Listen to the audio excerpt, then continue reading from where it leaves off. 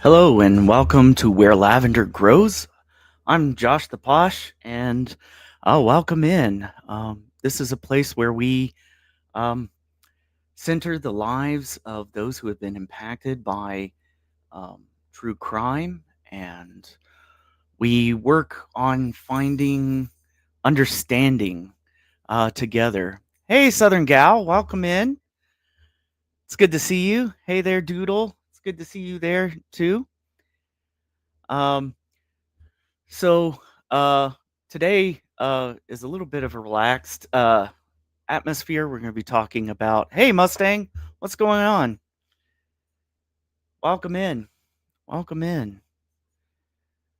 Um, Today we're going to be talking a little bit about Halloween, media, and true crime, and kind of how they intersect uh, throughout um, throughout our lives and throughout our consumption, media consumption, and how we make sense of true crime and our fascination with true crime and our fascination with horror at the same time. So that's what we'll kind of be concentrating on. And moving forward, I'm glad to see our usual cast in here. I'm trying out the thing where I don't know if I like that, but the where the comments come up on the side. It kind of covers um, uh, my screen there, so I might move those off depending on how everybody likes them. So yeah, but it's good to see you all. I hope you all had a really good Halloween. I know around my place last night, the I heard screaming and all sorts. I thought true crime was going on already, and I heard bustling, and then I saw blue and red lights going down the street, and a whole horde of I don't know if I want to call them zombies at this point, but thank you, Southern Gal. Thank you for sharing out the link. Please remember if you like the show to like, comment, subscribe. We'd love to welcome you here uh, to the show and to the community here. Uh, and like I've said in other lives, yeah, I wish I could have caught more of yours. I caught a little bit of yours last night, Southern Gal, um, and I thought some of it was really fascinating. The parts that I was able to catch, really fascinating about. You also did some on conspiracy and things like that. You can go ahead and share out your Southern Gal. Hopefully, if you've got your wrench, if you could share out your link. I think you have Mustang. I'm gonna have to give you a wrench as well too. Let me see. And so, yeah, Mustang or Southern Gal. If you haven't checked out her channel, check out Southern Gal True Crime. Hopefully, um, she'll put a link. Maybe I can go over real quick and put a link real quick to Southern Gal True Crime. If you haven't checked her out, you should. Her channel always centers victims. She's interesting with the content that she pulls out and that she puts on. Let me go ahead. I think I got it. All right. Oh, there we go. Okay. Southern Gal beat me to it. There we go. Doodle, I need to give you a, a wrench too. I think I have to do it if you comment on one of my videos. So comment and I'll give you a wrench. Uh, if you'll comment after, I'll give you a wrench on my show. Um, yeah. And so this is actually um, a presentation I gave uh, a little bit earlier this year uh, in a true crime um, talk I was giving earlier this year. I also gave it part of this uh, at a con, and so I'm not gonna be too formal with it, but I just wanted to get people's ideas. Maybe we could have a conversation, kind of pulling in some of the discussion that Southern Gal had on her channel. Again, if you're interested in conspiracies, mysteries, and Halloween stuff, Southern Gal had a really great live, two lives on covering that, and would be a good replay if you would like. So be sure to go over there and then join some of her lives. I know for the past it's been a year or more. I've been on your channel and listening to the lives there at Southern Gal, and you will not be disappointed. So let's go ahead and get into it. Um, Now I have a little bit of a confession to make. Uh, I was never much of a Halloween type person. Uh, I have some uh, trauma that goes with that too. Not bad trauma, just things that go with that back in my childhood, and then living somewhat sheltered, we kind of got away from Halloween and stuff. So I've never really, and I'm always socially awkward around all the no problem, well deserved kind words. Don, you're always welcome. You're welcome back on the show and stuff like that. Uh, so, I didn't binge all the slasher movies. I think one time my cousin, uh, I think behind my parents' back went and, while we were over at grandma's house or something, started watching it, and that was it for me. I can't stand clowns. I still get nervous around clowns or people dressed up. You should see the school mascot. I'm like, nah, that's not for me. Uh, yeah, it's kind of funny. It's kind of funny in that realm. Uh, but the odd thing is I'm a true crimer, and I've always enjoyed true crime in a way. I don't know if it's the real thing, and some of them are freaky and not too different than what is it? The old adage, "Truth is stranger than fiction," and that can definitely be. Oh yeah, Southern Gal. I feel bad for the people who do it, and um, they're really um, into it, and they really want to make kids feel better, or they go to the hospitals or stuff like. But not me. I was one of the ones. Uh, I was one of the ones. I think my mother said when I was little, I'd run away from clowns or I'd cry, something like that. So, uh, clowns just weren't my thing. They just were not my thing. Uh, but yeah, but I am a true crimer. I've always been fascinated with. I could binge unsolved mysteries, uh, cold case. I could watch even the ones that aren't really true crime, like Criminal Minds. I'm there, and so that kind of um, gets me there for true crime. What I really find fascinating about true crime, I guess, is um, has become like is how true crime has become our modern version of horror. How real life cases captivate us, and how that blurring of the lines kind of goes. That sometimes you're watching some sort of flick or something on a that you think is a just a horror film or something out, and turns out it's based on a true crime. And so that line gets blurred there between true crime. Sounds like my TV watching agenda. There you go, Southern Gal. Yep, yeah, yeah. Forensic Files. I'm there with you. I watched Crime 360. I've watched all the UK and Australian ones. Uh, oh, thank you, Southern Gal. Be sure to hit that like button. I'd much appreciate it. Uh, Comment and stuff like that. If I know you, I might give you a wrench uh, and stuff if you comment. Yeah, these are kind of the ways that I've been fascinated with how true crime and pop culture and stuff really just meshes together.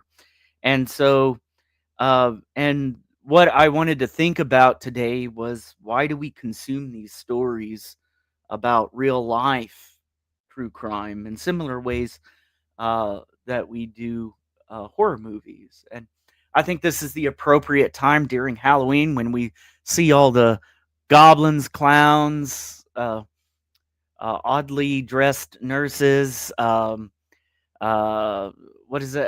Oh, the freaky one for me now is the people dressed up as Labubus. I don't know if you've heard of that.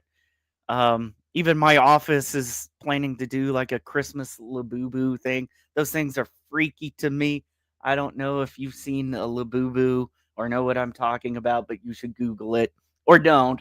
Uh, if you want to sleep tonight, Labubus are kind of just crazy to me. Uh, yeah, Doodle, they are weird. They are weird. Those things are evil. That I told that to someone earlier, Don. I told that to a colleague of mine. I was like, those things are just evil. Why would we want to dress them up in Santa hats and things like that? And I think I spurred it on saying that because now they're determined. Uh, yeah, I've seen that. They're kind of like everywhere on the college campuses and everything, and so I find that interesting. I don't know how I got derailed off into Labubu territory, but yeah, it's kind of that uh, how we face fear, how we process it, or the thrill of fear in true crime. Fear is a powerful emotion that we experience. It's a universal experience throughout. Let's um, Are those weird dolls? Yes, and they're freakier. Well, I don't know. I'm going on a. This might start a debate. I can't stand porcelain dolls either. I can't sleep with those things, um, and I'm not a much of a believer in possession or things like that. But my goodness, I swear those things move. But yes, they are weird dolls. Big ugly mouths, big eyes, big teeth coming out, and it's just the freakiest thing I've ever seen. I don't like dolls of any kind. Yeah, Mustang. I don't like dolls of any kind. Yeah, absolutely. They freak me out, and I'm having a debate whether which one's worse, porcelain or the freaky Labubus. Uh, Maybe I should learn how to do a poll on here for these um, on the channel so I could do some polls. Don's like no dolls for me either. Very good. Well, at least maybe that's our poll right here. The evilness of Labubus. Um, um, but fear is that quintessential, universal thing that we all experience. It's why roller coasters exist. Why we gather around campfires. If you remember when you were younger, those ghost stories. Uh, and and it's why at 3 a.m. at night, you hit that next episode on binging whatever horror show or true crime channel. You're just going for it. Yes, they are expensive. They are, and I've heard that the costumes, the people dressed up as those things, were into the hundreds of dollars or something like that to get a costume. I saw bananas around campus the other day too. It's just like kind of crazy. Yeah, yeah, $50 for those things. I'm just hoping my nieces and nephews don't pick up on Labubus. I haven't heard chatter about that yet, uh, because then I'm going to run out of money. Um, but it's terrifying topics, but it's terror in a safe uh, kind of environment. and and we can study it, we can consume it from a distance, analyze motives, feel relief that we're not the victims. Uh, and one of the cases that have really, and you've probably heard me talk about, probably that captivated me uh, when I was younger was probably JFK and the Zodiac. And I've always been fascinated with how Zodiac captivated the kind of the Halloween crowd. Maybe because he wore a costume at one point, um, and really uh, um, got into the movie making. You had somebody, it was right there in California, and somebody concocted without law enforcement. I forget his name. Concocted an idea to make a low budget film and then put it in a theater and then try to catch the Zodiac killer coming to a movie about him. And so I think that was in 71 when that movie was made. It is a god awful movie if you've ever seen it. But it just goes into it. And it was a silly situation where they didn't even form law enforcement and concocted this idea that they would have a handwriting expert hidden in a box, and they would where people would write in their uh, write in their name. I think it was some sort of raffle, and write their name and address. And somebody, I don't know how they qualified this person as a handwriting expert, but they would have copies of the Zodiac letters, and they would have a flashlight inside the box, and if there was a match, they would have people just grab this guy and hold him. Apparently, they did grab a guy that was there who, but it wasn't because of what he dropped into the bucket. Apparently, according to some creator I've watched a little while back ago, um, this creator was claiming that law enforcement did or that these people did try to get law enforcement involved to come and pick up a guy but then it was turned out that law enforcement wasn't interested in this guy. Um, they held him in an office because he said something in a bathroom. I can't remember what he said, but it kind of indicated he was the Zodiac. And anyway, it gets in there. So he's become sort of an icon of mystery. I kind of picture him like I've also seen kind of before him the Phantom Killer here in Texas. Um, uh, yeah, did they actually think the Zodiac would show up? He would be stupid enough to do that. I don't know if they were counting on his vanity or or to show up, his narcissism. Uh, I don't know if they were counting on that. Uh, but his kind of, when you think about the Zodiac, he had all the trademarks of a horror movie killer. I think, along with Jack the Ripper. I think he had a cryptic, self-given name.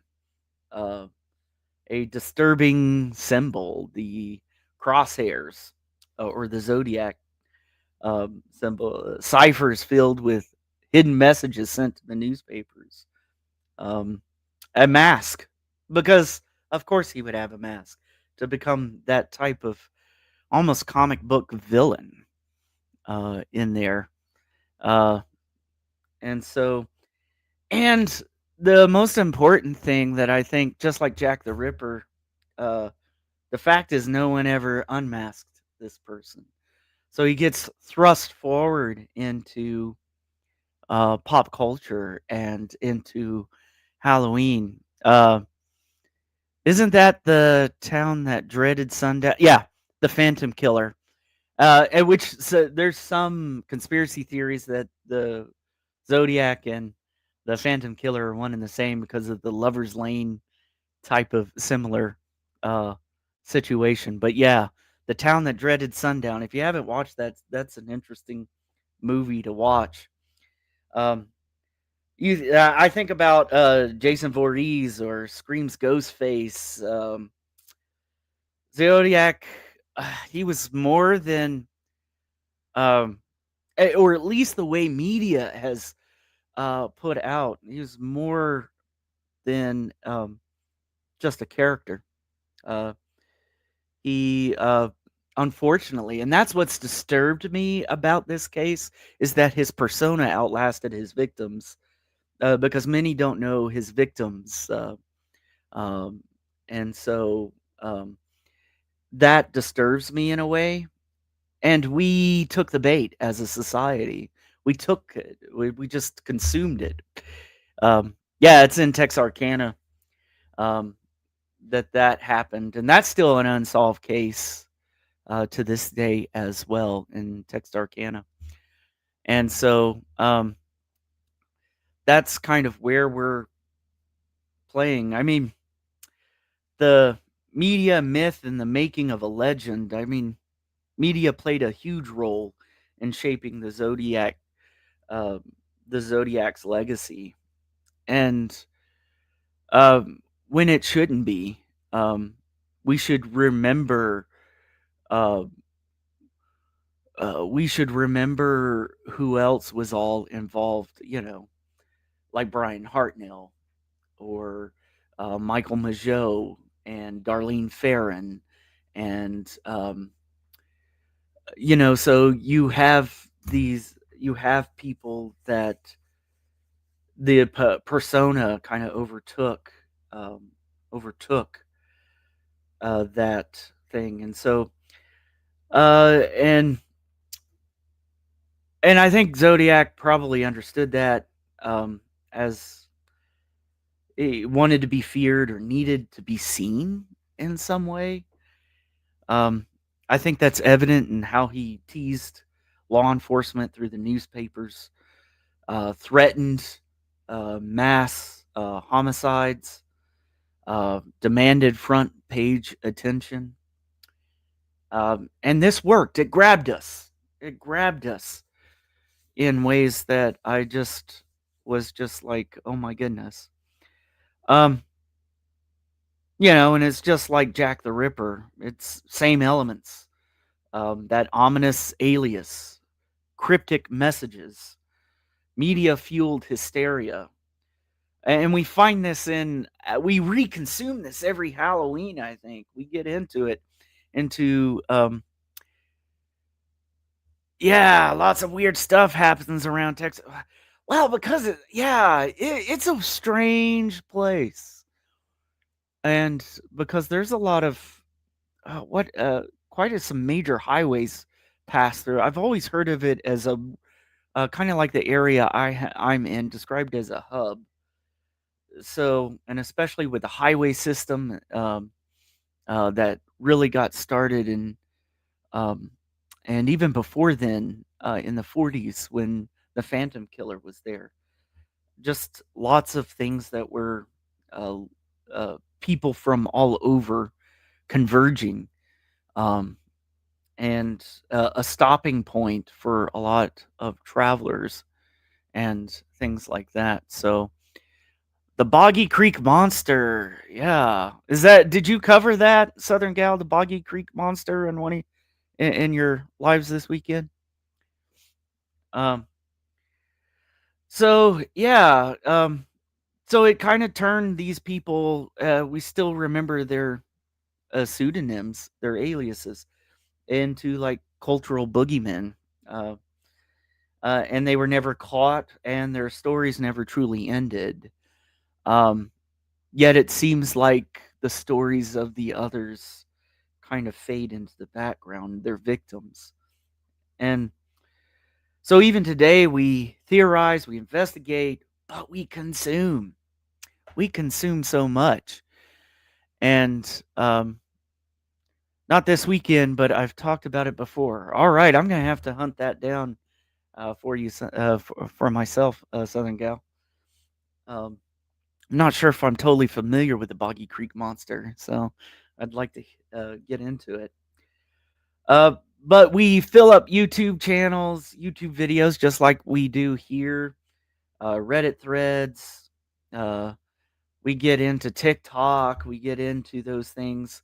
Uh, both dedicated to cracking, but also uh, sensationalizing. Um, and I have here written like cold cases, but more than that, sensationalizing the perpetrator, um, or sensationalizing the entire situation in a way that I don't know how much. Sometimes it can bring in that sensationalization. Sensationalization. What am I trying to say? Um, in that we try to we take advantage of that situation for other means than finding out and working out together how to process this human reality of crime. And so um, we keep uh, we consume that, and that's and when starting my channel, that's my big question: is why am I here, and why are we here? And we've got a good crew here, a good crew here that I think has struggled through that. We've had some in chat that have actually been lived through true crime, um, been through it, haven't spent any time there. In West Memphis. Yeah. I wonder if you're referring to the West uh, Memphis 3, the Memphis 3, or is it West Memphis 3? Um, yeah, I haven't spent much time there either. But we keep revisiting these crimes, and not in a way that puts the victims forward, but in a way like a horror film. We find entertainment in the darkest parts of human nature. And most importantly, are we truly analyzing? Are we analyzing the crime? Are we putting the crime into and the victims into proper context? Or are we participating in mythologizing it? And that's my question sometimes. And that's why Where Lavender Grows is really um, I focus more on um, colder cases, maybe ones that may not have the sensationalized element, at least at this time, or at least not in the current social media environment.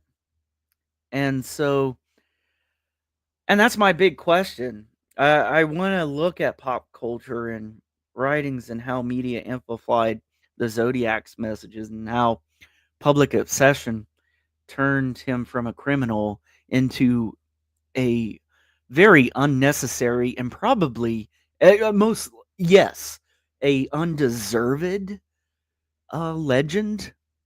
And I think where everything gets lost, the crime itself, uh, the victims get lost in it. And I wonder some of the questions, and we can think about these right here as we go. I wonder what you out there think. Tell me what you think. Um, would Zodiac be as famous, or would he, if, or infamous, rather, if the newspapers had ignored him, even with the threats out there? What do you think?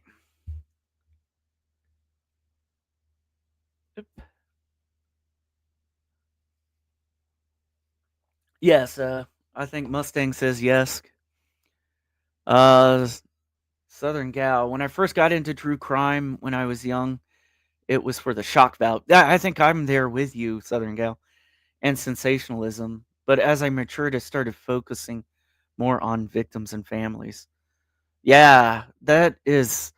I think that's even JFK Zodiac. And that's why um I was gonna try to think of another thing to mention up, but I already had a this is me. I already had something prepared for a Halloween kind of like uh, thing that I prepared earlier this year. So I kind of went with this one because I had limited time.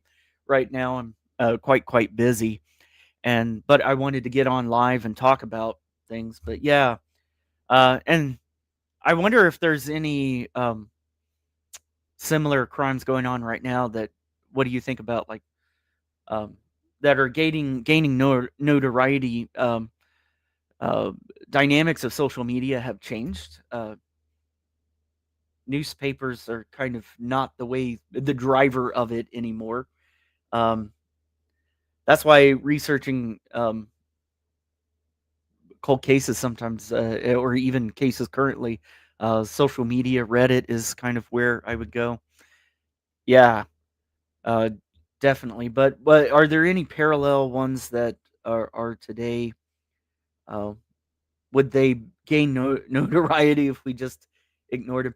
I feel like that's an interesting question to ask, um, because I'm not asking if if they would Idaho 4, yeah.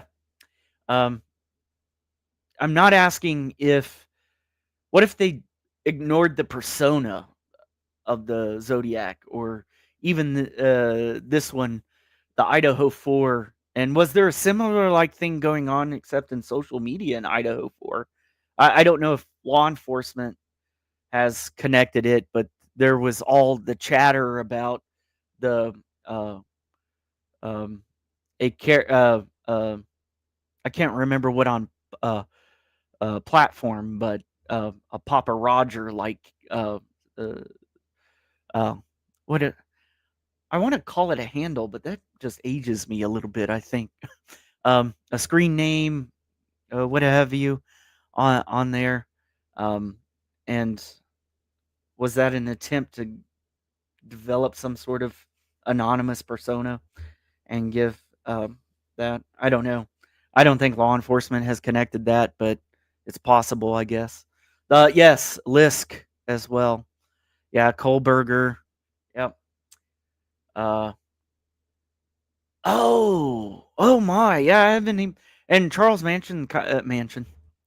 Jesus, Manson. Kind of happened at a similar time as the Zodiac as well.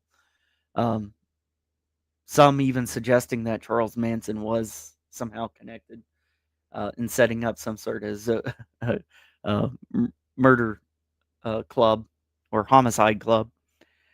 Yeah, I think that is too, in a way that just gets um, and emphasizes the perpetrator rather than um, and making him into something that people just remember Manson and not what happened and not the victims.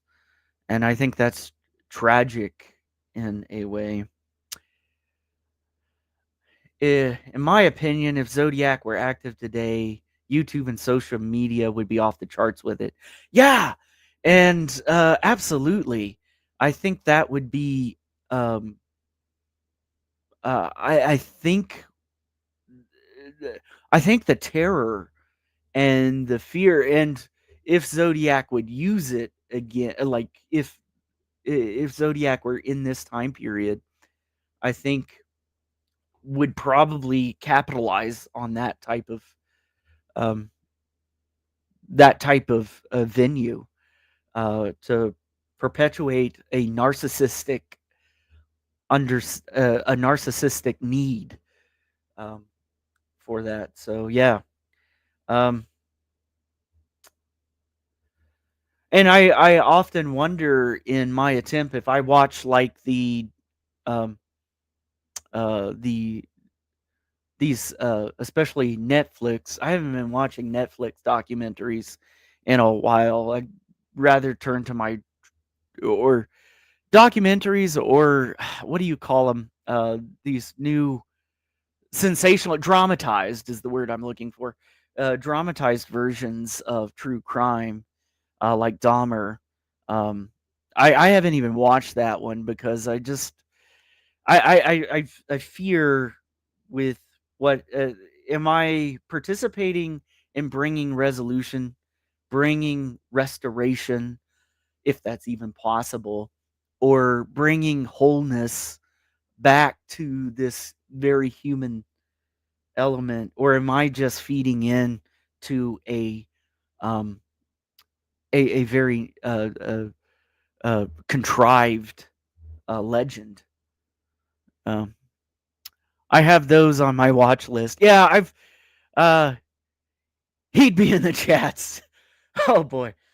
I've often thought about I think somebody on Mr. Steve's channel once asked about it may have been um it may have been before the Idaho 4 one was before um BK was caught. Um I I wonder I think somebody in the chats asked, do you think he'd show up in your chat in your chat? And I'm like, "Whoa." And that's surreal to me because and not the type of um like I just wouldn't want that to be in my um uh, that to be the case in mine, that he'd be in the chats. Yeah. He'd be showing up on YouTube channel chats, and I just couldn't imagine. And I just fear a day when that is somebody repeats this type of dynamic in a much faster pace. And it's even faster, I think, um, in today's where I mean, even look uh, at one of my slides. Yeah, the next one we've kind of already went into this already, but um, this is coming from a graphic novel called The Zodiac by Stephen Friel, I think in the 70s. Um, and this is an image depicting when what was the show called? Um, when the an apparent Zodiac called into a show with Melvin Belli was on it, the famous lawyer, and they're supposed to set up a secret meeting at a or set up a meeting at the thrift store, separately a secret meeting, and then all of the media shows up, uh, and they're at and this one's kind of just depicting this element like is the Zodiac actually going to show up there, but there was so much interest in how and I was fascinated with how information moved very quickly, even nationwide with the Zodiac, um, um, during that time. And I've always viewed newspapers and that media as social media as well. And the reason why I say that is I was actually looking into a homicide of my family back in 1930, and I found a defunct newspaper in that town that had what it column called the dailies, and for I think a penny, as long as you got your message, and it wasn't very long messages. It was kind of like what you would put on Twitter, um, or X now. Um, uh, you would put you could put a message in, and people talked back and forth to each other. People argued in this newspaper in 1930, and would and I found an argument between my relatives in in there going on. So it's kind of interesting. And I went, that's social media. Um, so yeah, as long as you got paid your penny and got it in by 8 p.m., it would print the next morning. So and people would have information about what they were wearing to a gala, or what they were um, having for dinner, their plans, what they thought were cute, a new car they bought. I found it a deeply entertaining or notion that I was just like, social media isn't new.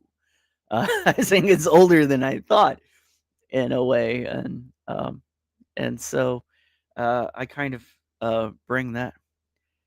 My mom still reads the Sunday paper. Yeah, the Sunday newspaper. Yeah.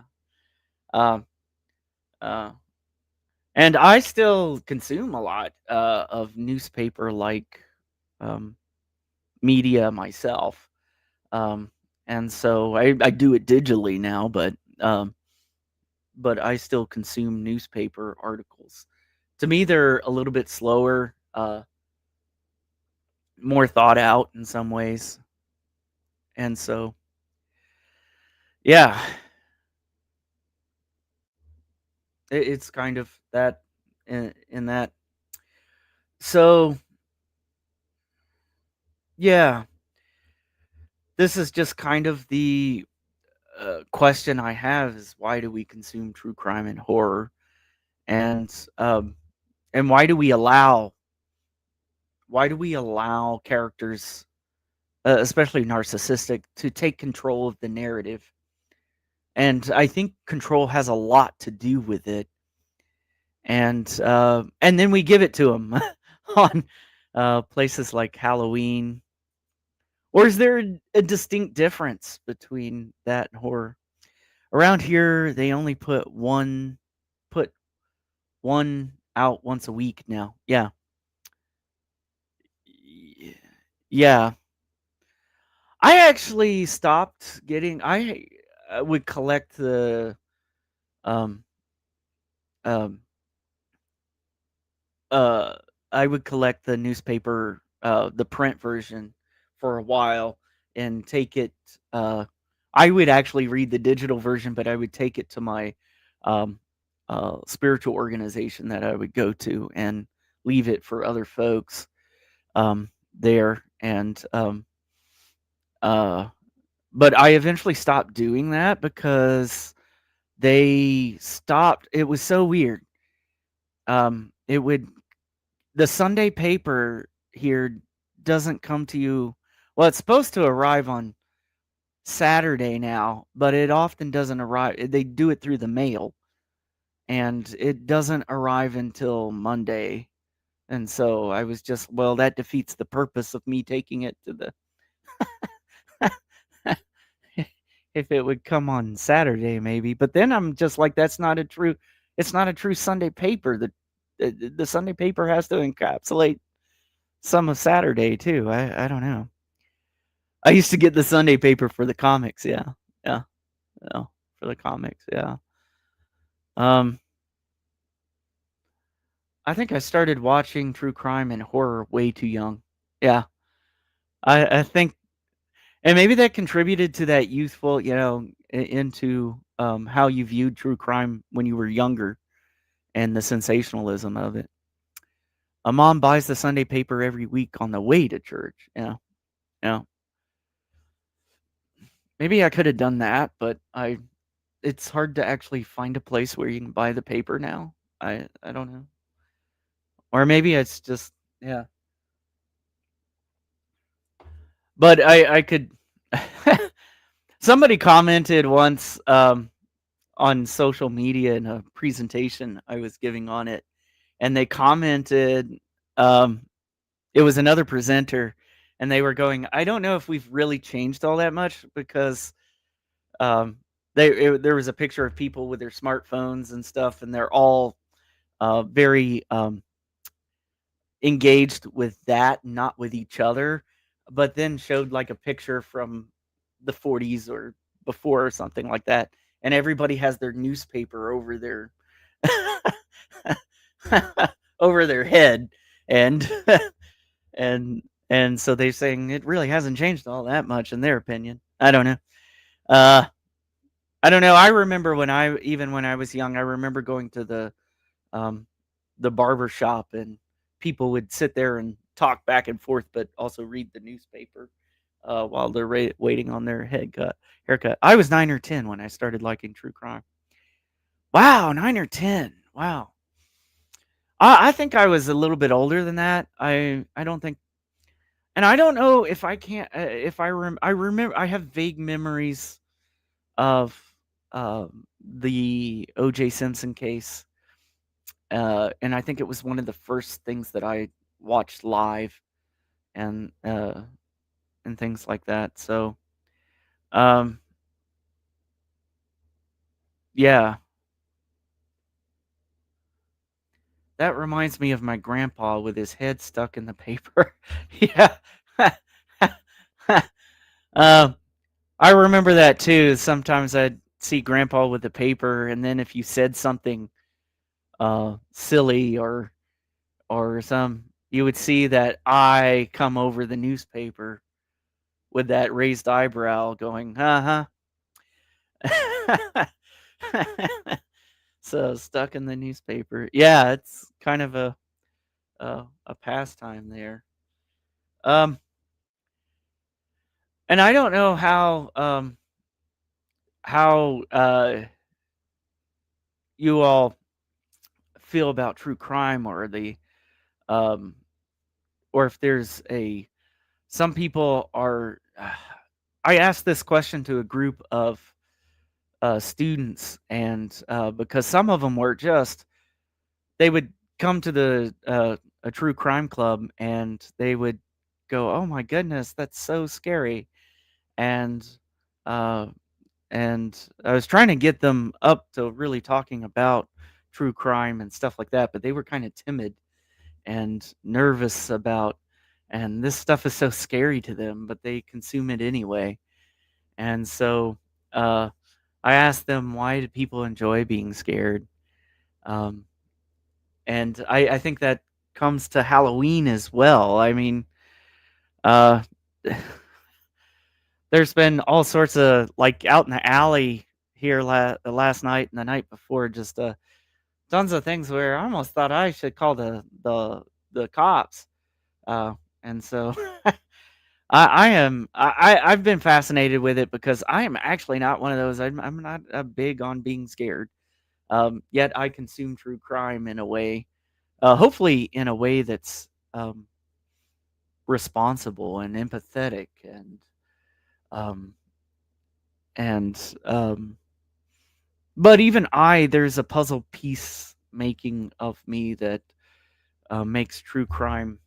Uh, uh, I always have to balance that need with that curiosity, morbid fascination, or um, uh, morbid fascination with. That's why I'm more attracted. I don't consume a lot of horror, actually.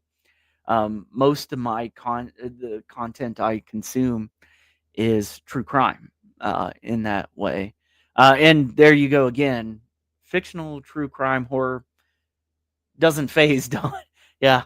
Some of it's silly. I just or it doesn't make a real. It's just like slasher oriented or and things like that. But uh I think some of the number one reasons, some people just like to grab a thing of popcorn and curl up with a blanket and put on a horror movie and maybe grab somebody, hold on to their shoulder, something like that. But others, especially on the true crime side or even the horror side, um, uh, and sometimes I've even had people who have had traumatic, um, traumatic responses or had traumatic events happen to them, um, respond that they like the idea of catharsis and uh, processing it, yet in a controlled environment,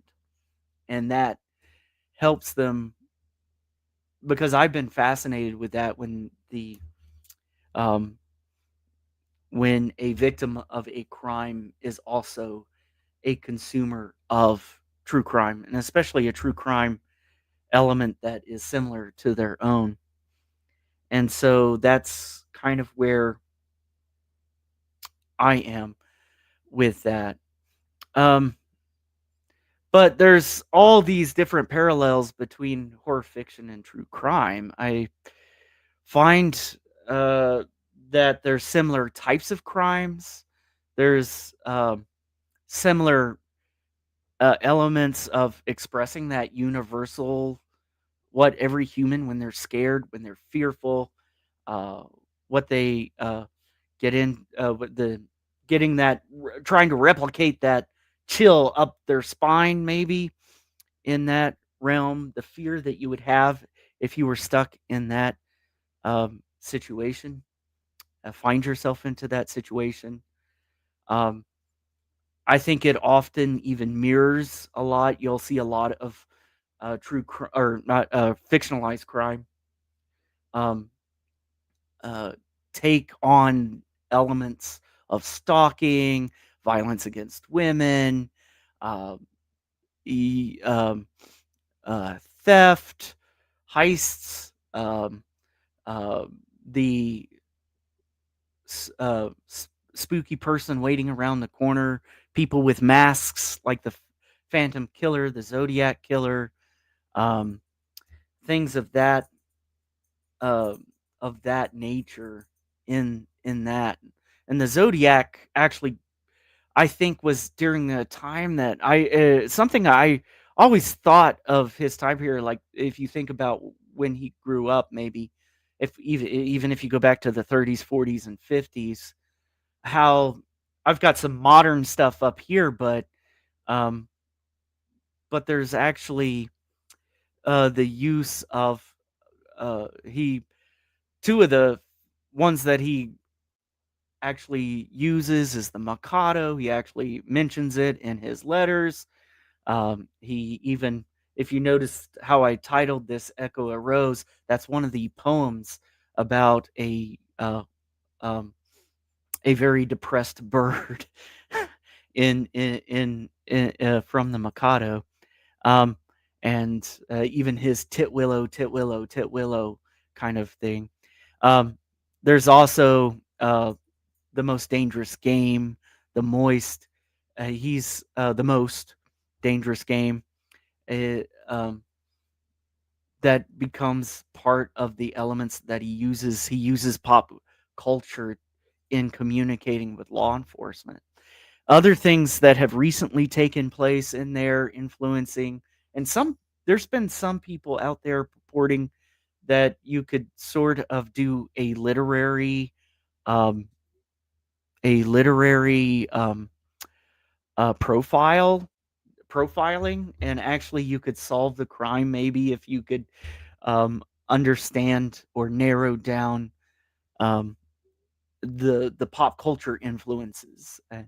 There's ones like the Tim Holt series. Tim Holt did like Western themed, and there's one in there if you remember uh, uh, his one of his Halloween cards with the dripping pen, and it will have by gun, by knife, by fire. That's all part of the Wheel of Death. And somebody noticed that some of the things in Tim Holt, plus some of the crimes, there's one issue. I remember watching Drew Beeson, I think, on this. He's another creator that does this, does some things on here and kind of explored this area. There's a series called The Thing back in the ran in the 50s, 51 through 52, and and there's one that has the uh, has a lover's lane like in one singular comic in sequence, has two or three of lover's lane by a lake and a taxi cab driver from one per- perpetrator, just like the Zodiac. And some are saying or connecting that.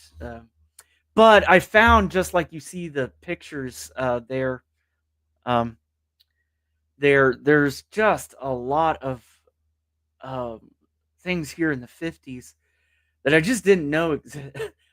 To me, and my understand, well, I was thinking Monster Mash, maybe. But when I got into the thing and how much horror and pop culture was already a part in consuming, and I do wonder how much, given that he quoted from a lot of different sources like this, I wonder how much of this really influenced or really there's something my mother used to tell me, and I don't know if I've held on to that or how is it? What is it? What is it? Garbage in, garbage out. And I've never really purported because I think I've never been one to hold too strictly to that, but I think sometimes when you consume so much in it, and that's why sometimes taking a break from such things. And then I've seen people consume horror all the time, and they're just the sweetest people in the world. Or maybe I should be looking over my shoulder in that realm. And so I think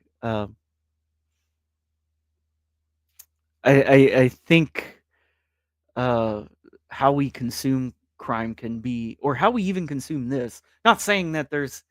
I know some wonderful people that just consume uh, comic books and true crime, and it is filled um, uh, with uh, with this, and has interesting stories and takes on crime and takes on uh, gender in this way as well. That's interesting. I never really thought about where skiers got their inspiration back in the day before the offenders talked con- uh, about constantly like it is today. What are you referring to by the?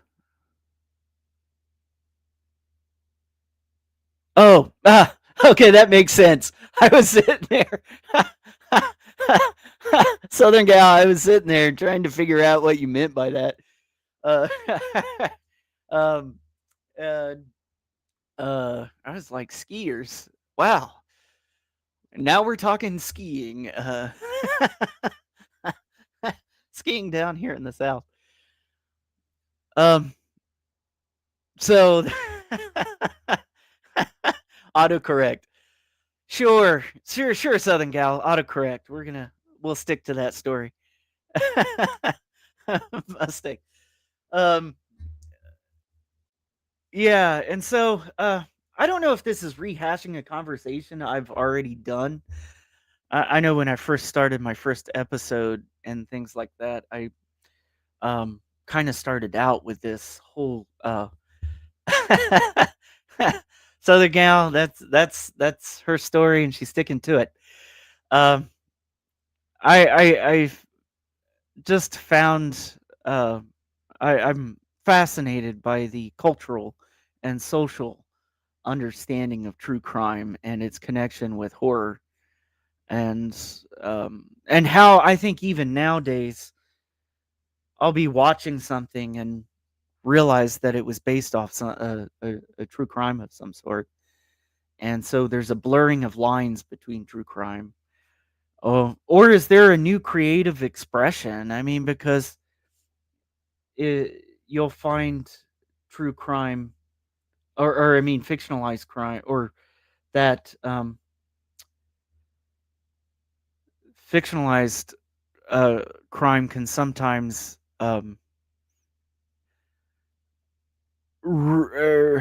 even if it's based off true crime, really get so far off the mark that it's really a different story. And so I've often um, uh, I've often thought about that in a way. I don't know, but sometimes those fictionalized crimes can actually bring people in. I know quite a few people who got interested and really became became a victim's advocate for maybe Darlene Ferrin um uh, or um or even Sherry Joe Bates, even though she's not usually considered canon Zodiac.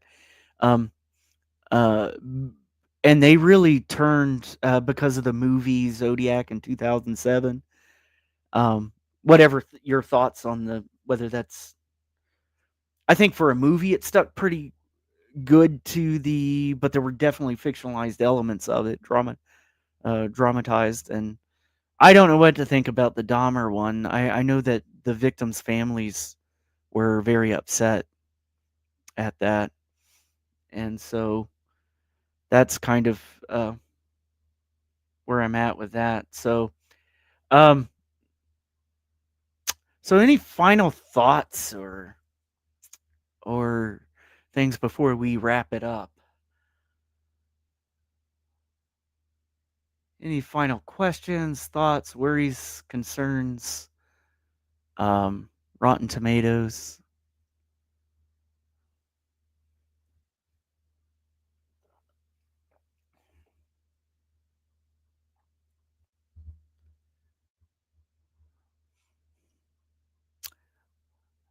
Huh.